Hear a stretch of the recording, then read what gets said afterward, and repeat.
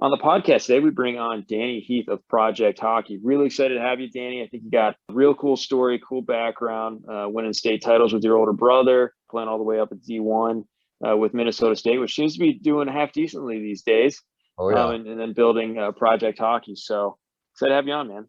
Yeah, super pumped to be on. I'm actually, I guess I don't know when this will be released, but I'm leaving next Wednesday to Pittsburgh to go watch my alumni, Minnesota State University, play in the Frozen Four. And so it's we haven't won the big one yet, but we've won the most game in the last 9 years. So we'll take that. But I'm yeah, super pumped to be on. Thanks for having me. Wonderful. Well, Project Hockey is a cool program, so I think we need to talk about that a little bit. But obviously, we're going to get into some skills and different things like that. But let's start with a quick background for those that don't know you and don't know your story. Yeah, so I'm originally from Arizona, very non-traditional hockey market, and I grew up as that kid. Like I loved hockey so much. We had awesome coaches. Like I had two ex-NHL hockey players, Jimmy Johnson and Ulf Samuelson, were my coaches as youths growing up, and then played my youth hockey there. Played 3 years in the USHL. Each season is 60 games. I played a total of about 53. Not because I was a healthy scratch, but because I probably had every injury in the book, including dislocating my pubic bone, which is very common in pregnant women. So I've done it all, from head to toe. And then from there, like you spoke about, I went to I went to Minnesota State University, played 2 years there, and then my sophomore season took a pretty bad slew foot, smacked my head on the back, or smacked the back of my head on the ice, and was done playing hockey. Like 9 concussions and 10 surgeries and 12 broken bones were enough. And so I switched to coaching, and then 3 games into my coaching career, I took a puck to the mouth and completely shattered my jaw. And so it was tough to get away from those injuries, but hockey, I can't get away from it, right? Because I look at those injuries, I take those out, and the game of hockey's done so much for me, right? Like it's how I paid for my school. It's how I met my wife. It's how I attribute that to having 2 unbelievable kids. And so it's like, what can I do to give back to the game? And that's where I jumped into Project Hockey. And so it's been fun. It's been an absolute blast, and injuries suck, but like I said, I wouldn't trade it for the world.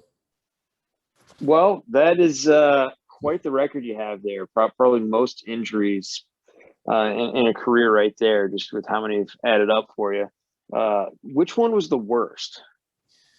Man, that's a tough question. I think honestly, I think it's so besides getting my jaw wired shut and breaking that, and because that was over Christmas time, right? So I missed out on all the Christmas and holiday treats. But honestly, probably the worst one was just when I separated my pubic bone and I got 2 sports hernias, and I ended up getting a cortisone shot in my groin, and that made it worse somehow. And it just yeah, it was a weird year because I was playing in Des Moines in the USHL, and one of our coaches was JP Parisi. It was a couple of years before Parisi passed away, and it was awesome to learn from him. And I was just kind of bummed because I got like 25 games into that season, leading the D in points, doing awesome, and then woke up one day after a 13-hour bus ride or whatever it was home from Green Bay, and just couldn't get out of bed. Like my lower body was shot, and I couldn't move it. Ended up having to fly out to Pittsburgh, actually no, Philadelphia, and having surgery on that. And so it just that was a bummer because I was finally back in it, and I just missed the entire season prior because of shoulder surgery. And then that happened, and so that was kind of those two stacked up. And like I said, I played 3 years of junior hockey, but I didn't really get to play, right? And so when you miss that much development, it's tough to step into college hockey and play. And so rehabbed and all that stuff sophomore year, and then or freshman year, and then sophomore year, like I said, got that final concussion. And so if I had to pinpoint one, it'd probably be that groin surgery, just because it honestly felt like I couldn't walk for a while. But it's all better now, and I'm up and moving, and I don't know, couldn't ask for a better turnout, I guess. Yeah, it's a lot of rehab and a lot of work away from the rink, which I don't think enough people understand the value of and the monotony of doing that. So tip my cap to you for embracing that. it probably has a little bit of something to do with it being an entrepreneur and the perseverance that's required. I mean, what did you take away from your recovery process and coming back stronger, and obviously being able to lead your team in points as a defenseman or leading the D-corps in points with, again, losing a lot of development time? What is that like? How are you mentally preparing for that? How are you physically preparing it? What have you taken away? Yeah, it was kind of one of those things, like, and I bring that into the business world all the time, right? Like when I first got injured, when I injured my shoulder and I was done for, like, literally I got hurt in the first game of the season, tore my rotator cuff, ripped everything apart. I actually fought in that game. So I ended up averaging a fight a game that year. So I'll take that. But it was one of those things, like, when I knew I was done for the season, I didn't have a plan, right? But then as soon as I figured out this is the plan, like, here's my goal, here's where I'm trying to get to, I want to be back by this date, here's the markers I got to hit along the way. And as soon as I had a plan, things kind of started to turn around. And it was always a bummer when I'd get there and then I'd get hurt again. But the idea was, like, as soon as I made it purposeful, it was something that I could stick to. And that's a lot of the stuff like we do with Project Hockey, right? Like, Project Hockey is not a drill library. It's not a PDF. We've been around for 3 years now in the virtual hockey world, and we know what works and what doesn't work. And it's just like, if I was to go to a hockey camp, like, imagine showing up to a hockey camp and the coach saying, like, okay, here's 5,000 drills, pick one. Like, that doesn't happen, right? And so we bring that same mentality into the virtual space, where it's like, here's your daily plan. And so that's exactly what Project Hockey is. It's like how I took my rehab, and it's like, okay, time to actually do a daily plan. We do that in the virtual hockey space, where it's like, here's your mindset work, here's your hockey IQ, here's your warm-up, strength session, skill session.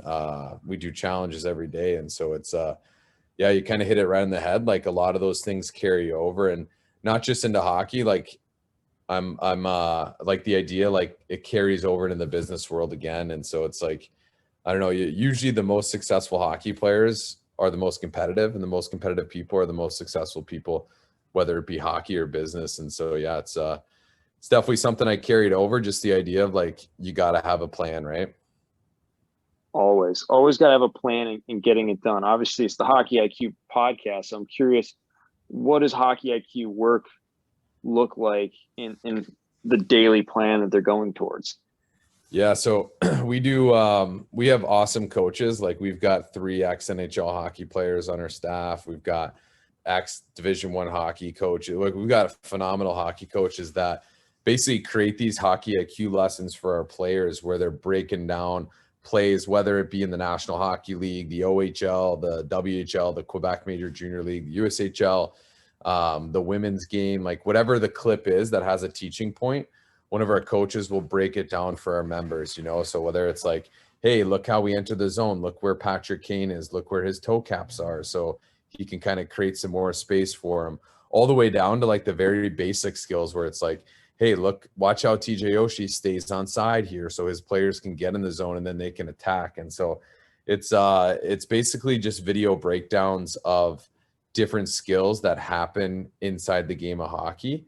And the cool part is, like I said, since we're a day-by-day platform, we're like Facebook for hockey players, where kids can actually comment and they can talk about the skill, and we have, like, a whole parents group inside of it. And so it's pretty cool when, the skill or whatever the Hockey IQ is that day not only gets posted, but then the kids are talking about, like, hey, did you see that? Did you see this? And, we're in 13 different countries right now. And so kids are able to talk, like, the kid up in Pittsburgh can talk to the kid all the way over in California, or the girl up in Ottawa, or the kid over in Germany, right? And so it's pretty cool when you have all these different influences of the game, all talking about the same skill, which obviously gives you a higher Hockey IQ, which gives you more confidence, and ultimately makes you a better hockey player, which is what we're all about. That's awesome. That's really cool how you can go cross borders. I mean, being on Twitter has been phenomenal, and creating a friend work, as I call it. It's a network, but also so many friends. So have to imagine that carries over into the platform that you're building, and going deeper into coaching and how you're providing this mentorship and this guidance to players. you're doing camps, you're doing project hockey, you've been an assistant coach up in Minnesota. How are you differing your focus when you're teaching the different players and different timelines and how you present the information? How do you kind of go about that? Yeah, I'm a big believer in video, and people kind of laugh at me when I walk into hockey rinks because I like got my hockey bag, I got my stick, and then I got my 32-inch TV that I carry under this arm, and I've got all my connections to the TV, and simply because I can put that in the penalty box, and whatever skill we're doing that day, I'll always have like a video of it, right? And so if we're working on puck protection, obviously Crosby 87 is going to be brought up because he's obviously the best in the world at it. And so, we'll show some videos of him. And then I always like, so I'm a school teacher at heart, right? And so like the idea of like, okay, let's learn the skill, let's rep it standing still, then let's start to move a little bit and do it. Then let's do it up and down the ice. Then let's put it into a drill. Then let's put it into more of a game-like scenario. And then we put it into a game, whether it's cross ice or a bigger sheet of ice. And then we reward that for points inside of that game, right? So like if it was puck protection, like we would simply do it like, hey, you and a partner team up. We're going to do it very like standing still, almost just working on the finer details of it. Once we do that, then we'll start to move with just you and your partner up and down the ice. And like, I believe me, I'm a big fan of throwing props out there because I think it engages the kids and I think there's a reason for it. But when you think about skill development and what it is, like you don't need that stuff. And so I'm a big fan. I'm just like, hey, you want to learn to puck protect? Well, here's a player. He's or she's going to steal the puck from you. You're going to puck protect. And here's 5 different ways to do it, right? And so getting away from buzzwords, because like I was always that kid that coach would yell at me and be like, Heater is my hockey name, right? And so like, Heater, you need to create more time and space. And I'll be like, okay, how? And they wouldn't have any idea, right? And so now it's my mission, like if I use a buzzword, it always ends with like, here's 5 ways to do it. And so like, hey, you need to create more time and space. Here's 5 ways to do it. Hey, you need to work harder. Here's 5 ways to do it, right? And so just getting away from those buzzwords. And so like getting back to that puck protection piece of it, we'd then put it into some type of drill. And usually whatever that drill is, it's mirroring the same situation that we just watched on the video from Crosby. Maybe I'm getting all over the place with my words here, but basically like we'd take whatever that situation was, we'd put it into a drill and we'd rep it over and over and over again. And I'm always the idea, like you guys are with me for an hour. It's okay to be bored, right? Like you have the other 23 hours to go. And like I've heard Adam Oates say that, right? Like you have the other 23 hours to go and have fun. It's okay to be bored and work on puck protection in one scenario for the next hour with me. And then from there, we always take it into a game. And so if it's just cross ice 3-on-3, it's 1 point for a goal, but you get an extra point if you puck protect before you score that goal. And so we always make sure we're bringing that skill and we're rewarding that skill because it's the 21st century, right? And these kids we're working with, they thrive off that type of stuff. And instead of trying to fight it and hang on to the old school, like my way or the highway, I just embrace it, right? And like, hey, you want to be rewarded for stuff? Let's reward you for puck protecting.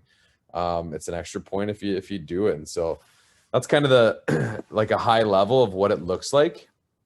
But like I said, just big believer in the video, because then the cool part is like when we're doing those drills, I can film and I could talk for hours of this stuff. So tell me to shut up if I'm rambling on. But like we'll do one of these drills and I can film the kid with the iPad and then throw it right up onto that screen, put it side by side with Crosby and be like, hey, does this look like this? What do we see? How can we get better? And so it's pretty unique, I guess, the way I do it. People call me a dork a lot, but I picked this up from Adam Nichols, who's one of the best. He works with Belfry, and it's pretty cool the way he was doing it. And I just kind of jumped onto that piece of it, and that guy is one of the best at doing it. And so it's pretty, it's been pretty good with the way you've been rolling with it, and it's starting to develop some really good hockey players. Yeah, I love what you're doing there with using video. Like I've done the same thing where I bring out the iPad. And lately for me, it's about creating as many coachless drills or just like continuous drills where I don't need to interfere with it. And I can focus more time on coaching. So I think that's a huge point What kind of software are you using? I use a coaching platform called Coach's Eye, I think it's called. And basically I can like draw on the screen and do all these cool different things and put it right up on the screen for the kids, and then I can draw on it, they can see it, they can actually watch, like, okay, look what I'm showing you. Instead of just pointing, I can draw a circle on it. So I just use Coach's Eye and I just plug it right into the TV, and kids can see it a lot easier that way. That's awesome. And I love that it's teaching, because I think a lot of people like get into it for the coaching aspect of it. And exactly what you said, they use so many buzzwords rather than simplifying it down to the actual cause. And when Yeah. I'm bringing in new coaches under myself, I'm always saying, like, you need to give the most specific feedback as possible. Like, I don't care if you literally are saying, okay, because you put your foot this way and that way, like, it's much better than doing those big words where the kid's like, I don't know what's going on right now. Yeah. At least get them thinking in some shape or form. So that's awesome. I mean, I'm curious, what are maybe some of these little details? And you can even use as a example, like a defender now, like the position is completely changed For sure. of how we're defending, especially rushes against, skating forward, things like that. I'm curious, maybe some specifics for you from a defender, since you were one.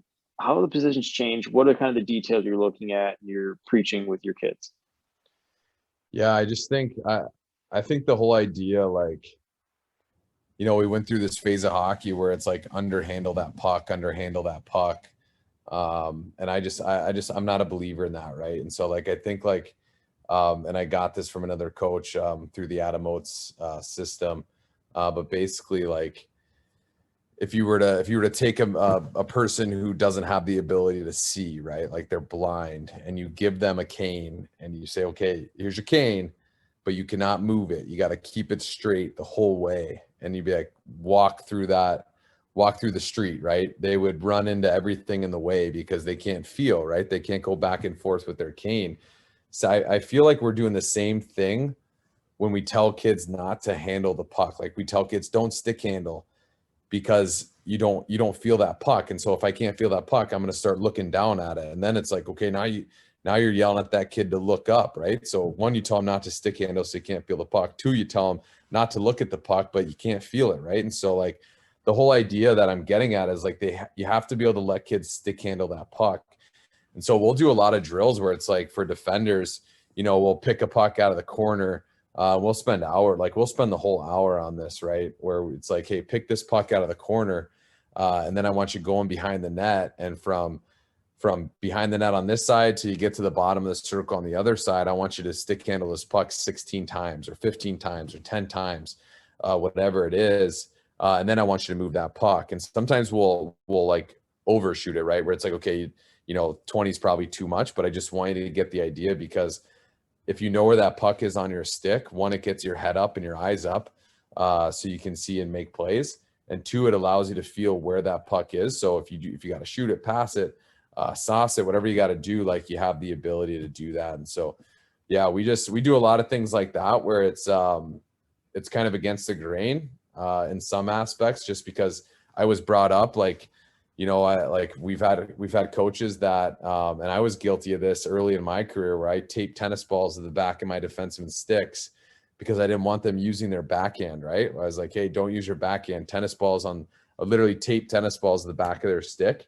So if they got to it, they couldn't use it. And then that player that I did that to was in a game and had the puck on his backhand with a chance to win it and couldn't do anything, right? Why? I did that to him, right? I didn't allow him to use it in practice, so he couldn't use it in a game. And so I guess the big point is, like, when my defenders come around the net on their backhand, pass it on your backhand. Like, that's how you get better.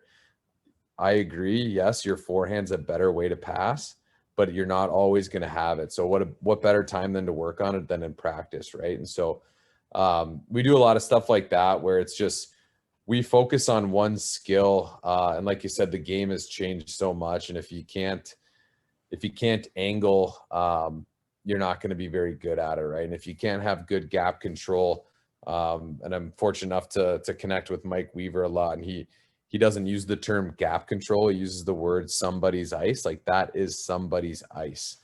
And so it's pretty cool when you think about it, when you flip the mindset of your defenders, like it's not gap control. You're not controlling the space between this person. That's somebody's ice. And if you let that player get more of it, then you're going to be in a world of trouble when they're coming down on you. Right. And so it's finding a way to just take these little details, whether it's gap control or somebody's ice or angling with your stick or overhandling the puck to make sure you can make a play or zipping pucks on your backhand. Like these are things that we work on. And I'm fortunate enough, in my opinion, not to be a coach of a team. Like I do skills coaches for a lot of different teams. But I'm able to work with these kids on these different things and not have to worry about X's and O's and forechecks and back checks and things like that, because that takes up a lot of time. And if I had to do that as well, I wouldn't be able to get through as many skills as I do. And so, yeah, it's pretty cool when you get to, I love it, right? Because I work on these skills with these kids and then I get to sit up in the bleachers and watch them execute it.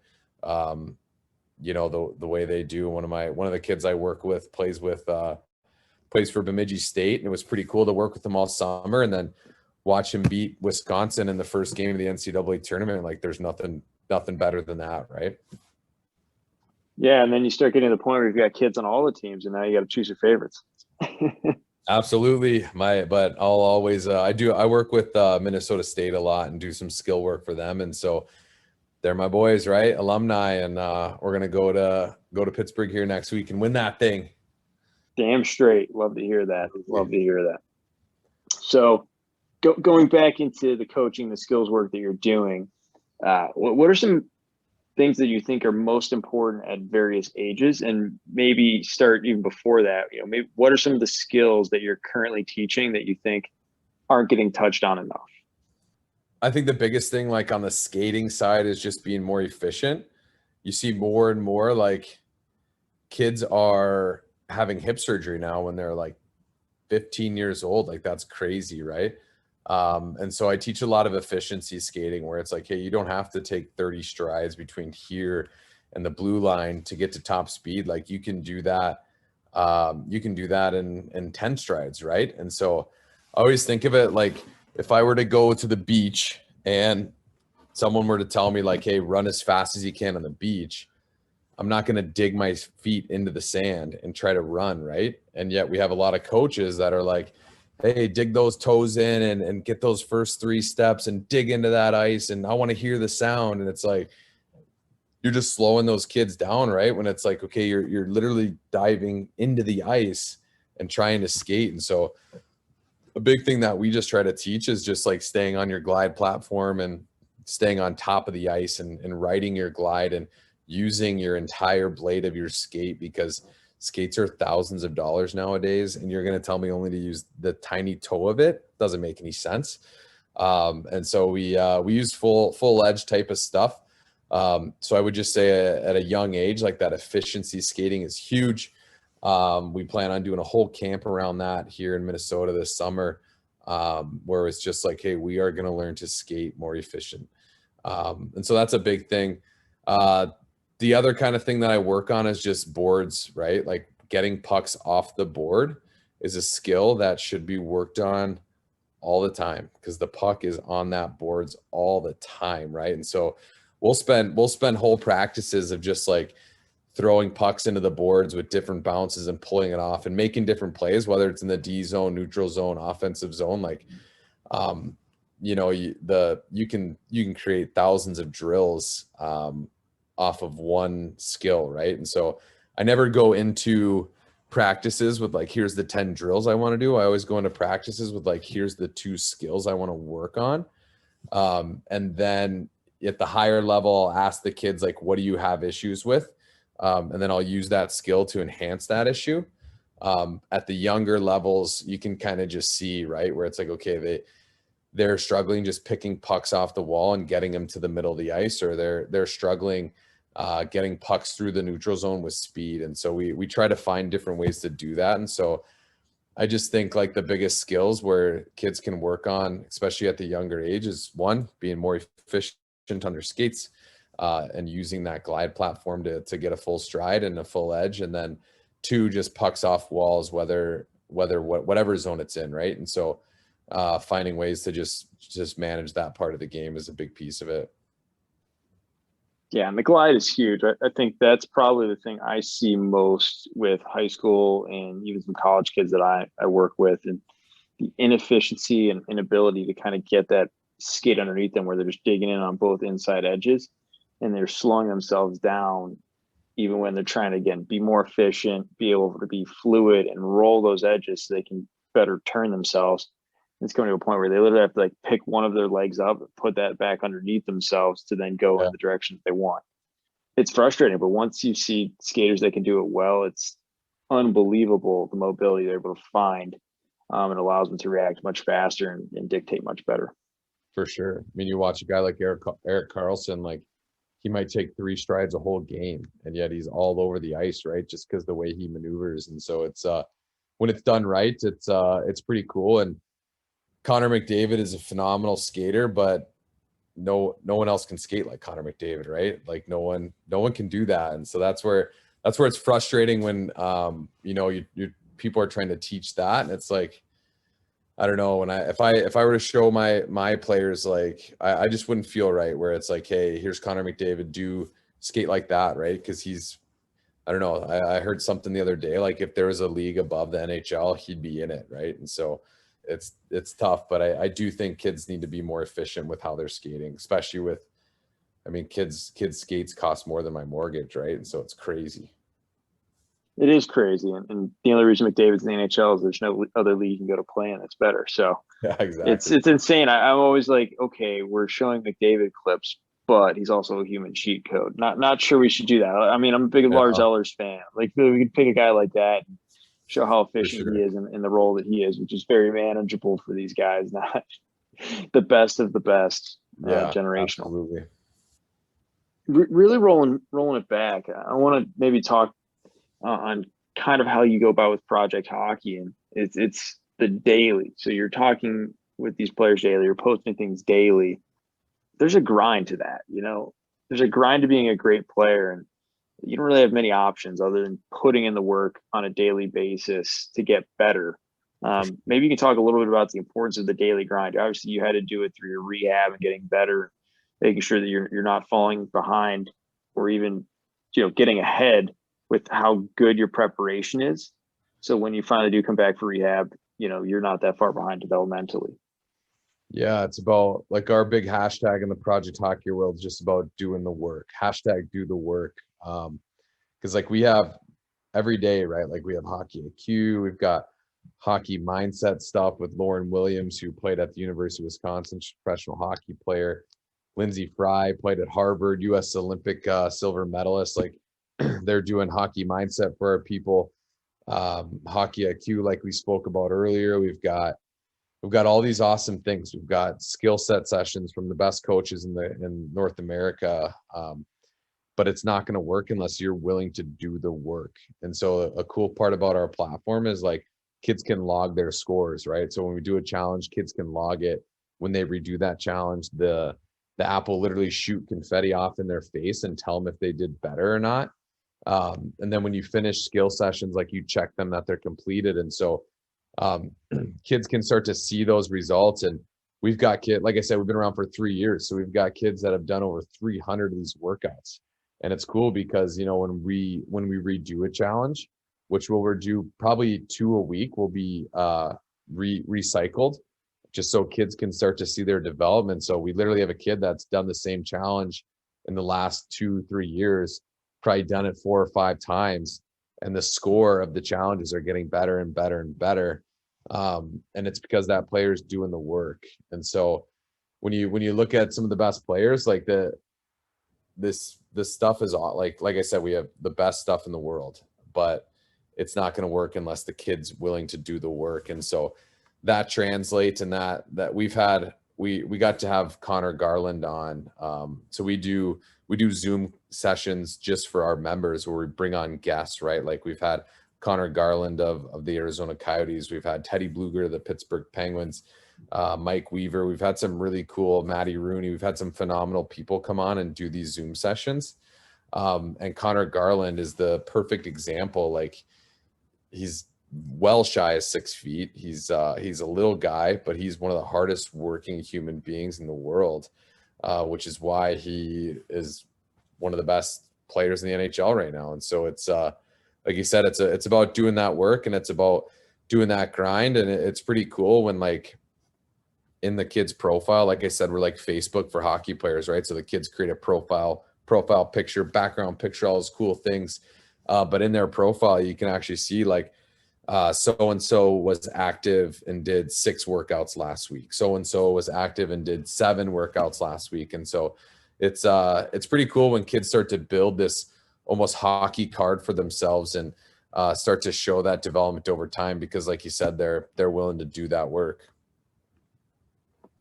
That's awesome. I'm wondering if college coaches are asking to see that. Oh, hey, show me your project hockey scorecard. I want to see what kind of work you're actually putting in. Am I getting a true workhorse here, or just someone who looks good? Yeah, absolutely. We've gotten a few people, just that guys that I played with, that, you know, like, hey, do you have any members that you think? And it's pretty easy for us to look and be like, well, so and so puts in the work every day. And so we get calls from coaches that they're like, hey, I noticed so and so is a project hockey member. What's he like? And I'm able to go in there and be like, well, you know, he or she, in this case, it was a girl. Someone was calling. It was like a prep school asking about this girl. And I was able to say, well, I could literally tell you that she puts in 5 days a week on top of, like, you know, her practice and stuff that she's doing at the rink. She's putting in extra days. And so it is starting to get to that point. I do think sometime here soon we'll get, you know, once our members get a little bit older, and, you know, we did the dryland training. Project Hockey did the dryland training for the Ottawa 67s of the OHL, right? And so some of those guys, like Marco Rossi, is playing in the NHL now. And during quarantine, back in March a year ago, they were doing Project Hockey workouts. And so people ask us all the time, like, who's it for? It's for whoever wants to get better. Like, we've literally had the best players in the world use it. And then we've had 4 or 5-year-old just getting started in the game of hockey, because it doesn't matter how old you are, you got to work on these skills, right? And so it's yeah, I think one day it'll get to that point like you just spoke about, and it's already kind of heading that way. Yeah, it's gonna be everyone's pre-day or post-day superstition, making sure they're figuring out, oh, did I get my thing in? Now I'm gonna have a good game or a good practice. Absolutely. Yeah, throwing all the way back. I mean, let's talk about your superstitions. What you did for pre games. You know, you were a mall walker. Where'd that come from? Yeah, I was just so I played junior hockey in Kearney, Nebraska for the Tri-City Storm, and that was a big shock to my system, because I went from Phoenix, Arizona, where our graduating class was over 1,000 kids, and then I went to Kearney, Nebraska, where our graduating class was about 40 kids. And so it was a big change, right? And just wasn't much to do. And so before every game, my buddy and I, Mike Sici, who's still playing over in Poland, he drafted by the Montreal Canadiens, I think. And we would go to the mall every morning. We'd go pregame skate. Then we'd head to the mall, and we would just do a mall walk and, like, people watch and tag team with, you know, a couple of the old timers walking around the mall. We try to keep pace with them. And it was just something to keep our minds off it, because I was one of those players that if I took it too serious, my game wouldn't be very good. Like, I had to keep things light and keep things pretty simple. And so it was fun to go to the mall, walk around, goof around a little bit. And then obviously when it came time for game time, we were ready. But yeah, we just walked around the Kearney, Nebraska mall before every game, and it was something that stuck. That's hilarious.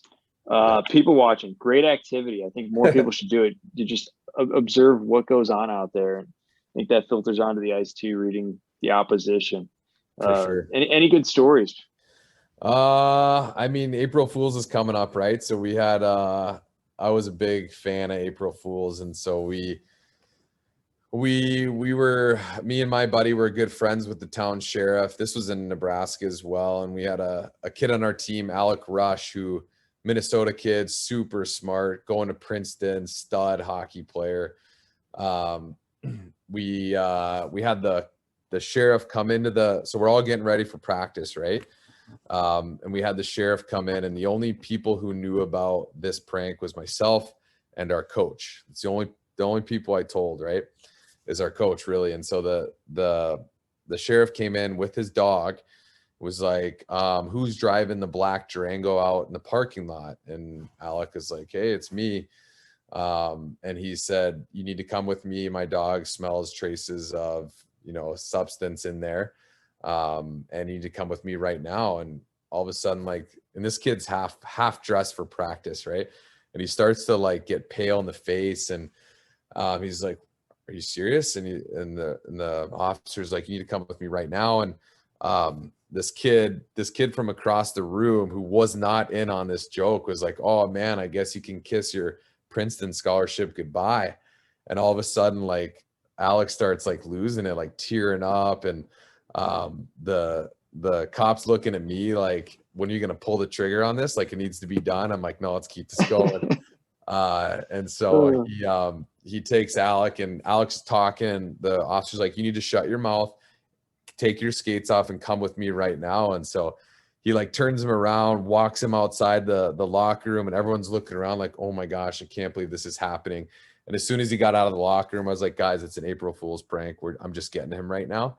And so then he walked out the locker room to like the back door where like the players and staff come in, and he's like, turn around, I need to put you in handcuffs before I take you out the door. And then we all jumped out of the locker room like April Fools. And he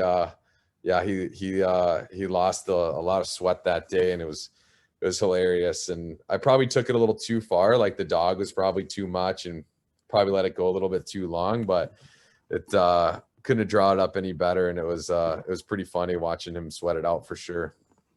Oh man, that's brutal. I wonder, did you get any big hits that day from him, or maybe some clap bombs that he accidentally missed the net on? I don't even think I didn't. So I was injured, right? So I had time to plan these pranks, and so he didn't get a chance at that. But it was, he wasn't too happy with me for a while. But I haven't talked to him. Well, I should connect with him. I'm sure he's living large with that Princeton education now. So it's it was fun. As always, sometimes the worst stories become the best memories. Sweat those out, and now he's probably remembering very fondly of good times playing junior hockey. Now that he's probably gotten serious, maybe has some kids, etc. So that's fun. Absolutely. Well, this has been a lot of fun. I think we could talk about development all day long. Sure.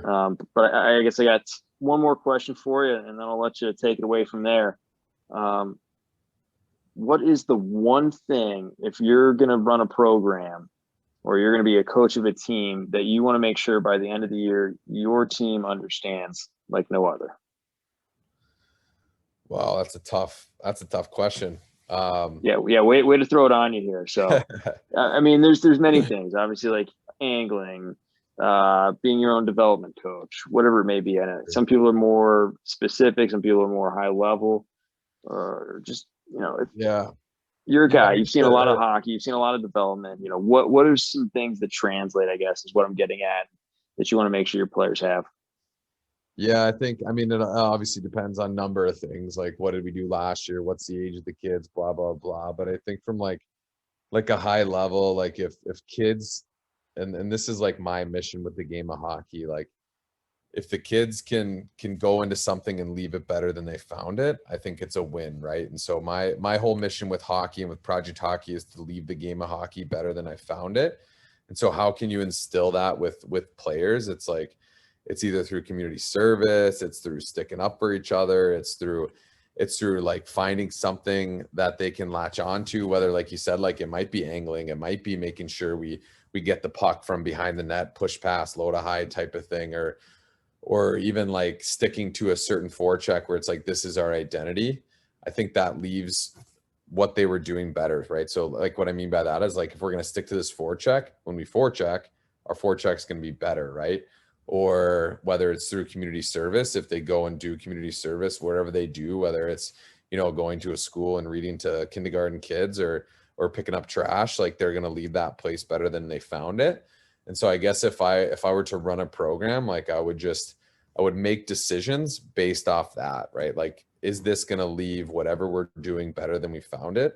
If the answer is yes, then we're all for it, right? And so I think that translates into the business world. I think it translates it translates from hockey into the business world. And I think hockey is the only game that mirrors life.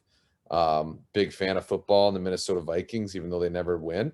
But like, football is kind of a funny sport, right? Like, you literally get knocked down, whistle blows, you get to retry it again. Hockey's not like that. Hockey's a silly game, but it's not, it mirrors life, right? Like, where you get knocked down in the corner, if it wasn't from a flying elbow, I guess, like, the play's going to go on and you either get back up or it's going to run you over. And so I think leaving the game of hockey better than they found it is what I would instill into my players. And I think that starts with just the community in your locker room and making sure guys treat each other right, or girls if you're coaching a girls team, and kind of moving from there into systems. And I think your systems can play a huge role in leaving the game better than they found it, because who doesn't like to win? And then just from there, the last little piece is like, I want my kids to be the most competitive players in the world.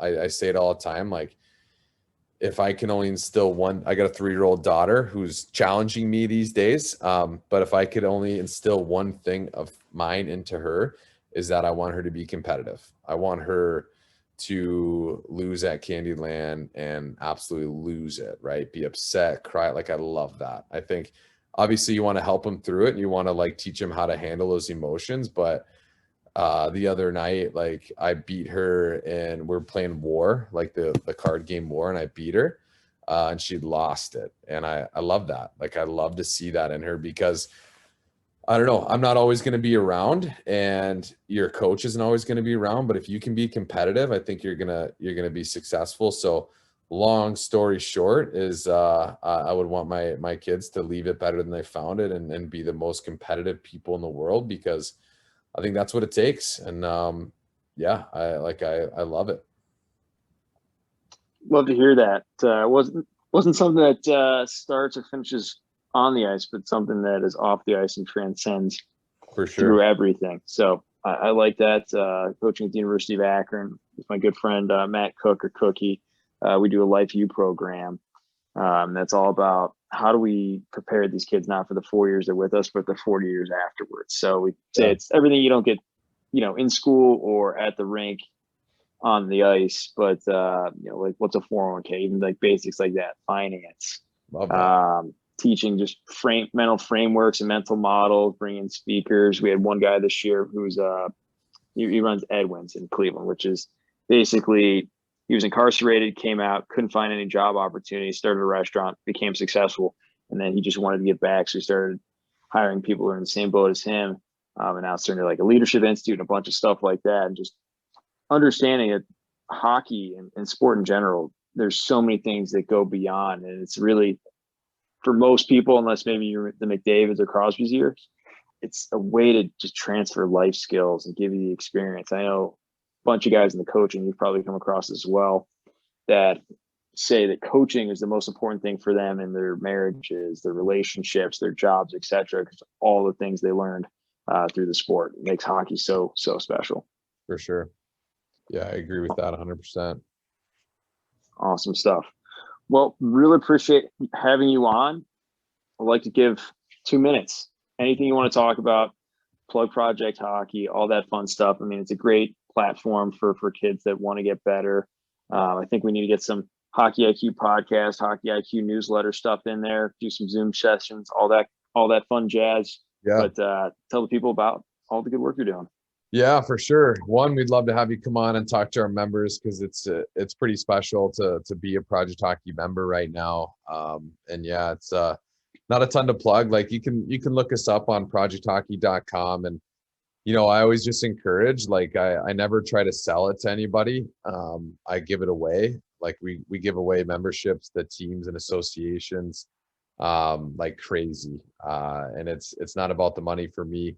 I'm a school teacher by day, right? So that's what I do, and I just try to help as many kids out as possible, because I was that kid, insert sappy story here.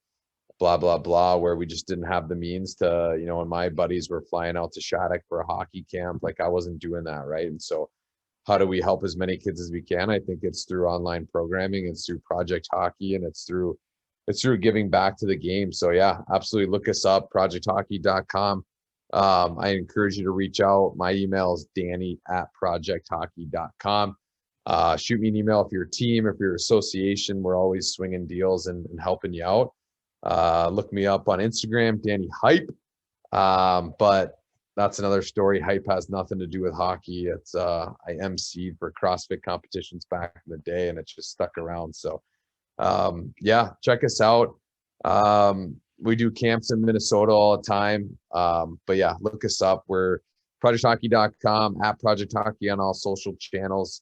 Like I said, that email again is danny@projecthockey.com. And whether you want to be a member or not, like I've got kids that reach out with videos, or parents or guardians that reach out videos all the time. That's like, hey, how can my kid do better at this? And I love breaking down video, and I love watching that stuff. It my wife doesn't always like it when I'm cutting something on my phone to send back to a kid, and you know, at 10:30, 11 o'clock at night, but it's just fun for me. So whether you want to become a member or not, reach out any way we can, and we'd love to help. And yeah, that's pretty much all I got. Not good at pumping myself, but I'd love to help out in any way possible, and ultimately just leave this game better than I found it. Exactly why we wanted to have you on. No better person to have on the podcast. Someone who wants to leave something better than where they found it, especially the beautiful game of hockey that we all love. So thanks again for coming on, and we'll talk soon. Thank you for tuning into the Hockey IQ podcast. We are Hockey's Arsenal, Greg Revac and Dan Dukart. Together, we've come together to create a platform and a community to expand our hockey intelligence, hockey IQ, whatever you want to call it.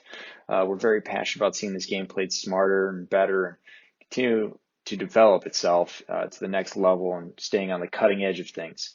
So you can find us at Hockey's Arsenal on Facebook, Twitter, and YouTube. We're also at hockeysarsenal.com. From there, you can find some resources and some options to work with us. We're excited to continue this. If you enjoyed this episode, please like, subscribe, follow, and share. You can also join up for our newsletter as well, where we're going to tackle anything Hockey IQ related. So we're excited to have everyone here and continue to build.